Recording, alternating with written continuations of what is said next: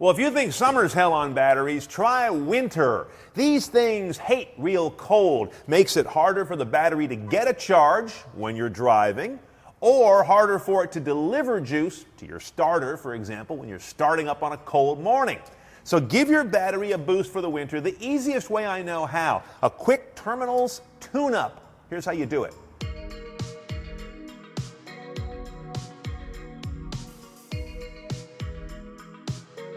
Now, I'm assuming you've got a good battery. If your battery's crap, you got to replace it.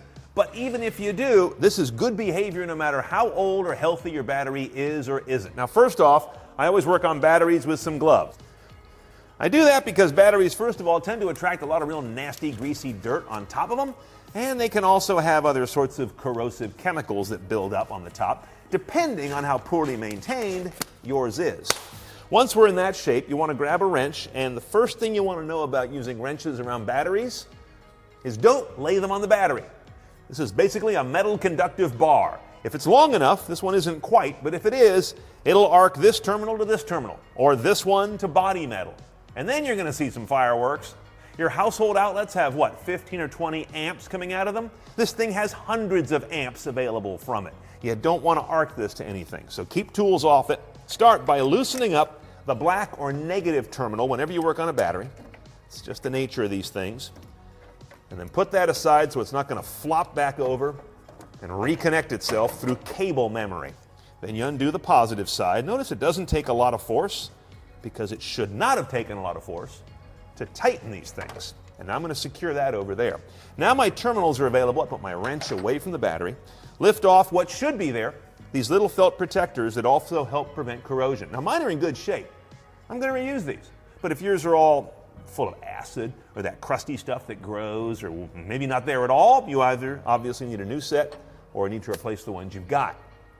Now that I'm in there, I'm going to take this little thing called a battery terminal brush.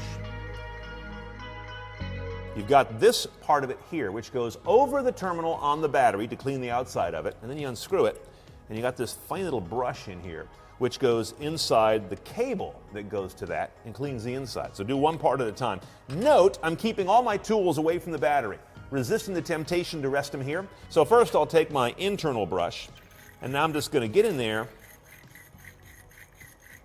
You can hear it doing its thing. And just give it a few twists, and now I can see a nice, clean, brighter finish inside my terminal. I'll do the same thing to the negative. Then I will take the other side of my brush, flip side in this case of the same part, and I'll go over the terminal and I'll turn this. I tend to go one way on these because if you try to go back and forth, the bristles kind of bind up. It doesn't really matter as long as you just take off a surface. There, look how nice and clean that terminal is. So that's nice and shiny. The inside of this one is nice and shiny, and I'm going to get a very good connection. I don't need to put anything on here now. Just reseat this right the way it came off. And by the way, the cable's going to have its set the way it was. Just put it back the same way. Don't worry about hammering this thing on or anything like that. Just nice and snug the way it was. And then carefully get your wrench in there, staying away from the other terminal. And just snug this. You don't crank on battery terminals because this is soft metal here. That's it. This has a really good contact now. Now, what did I forget? I forgot to put down one of these. It happens all the time. So you undo it, and you put your felt pad back down. Whether you're using a good one like I've got, or if you have to go buy new ones, if that one's like really full of gunk, or it's maybe corroded by battery acid that's built up here, but this one's not. I do that.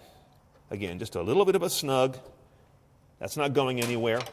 And your last step now is to seal up the outside of this thing against the elements and corrosion with this battery terminal protection spray. You can get it in any auto parts store. Stuff's not expensive. Now this stuff you just kind of spray on top of the whole assembly there where the connection happens. Doesn't take a lot. It's a nice red color usually so you can see where it's gone. And that's it. Do that for the other terminal as well.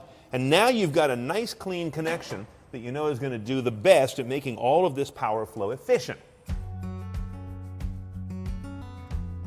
Now in some cases you can pad the bottom of the terminal and you can also protect the top of it with a single felt that they're designing now that are kind of long and locked together. Let's see how these work.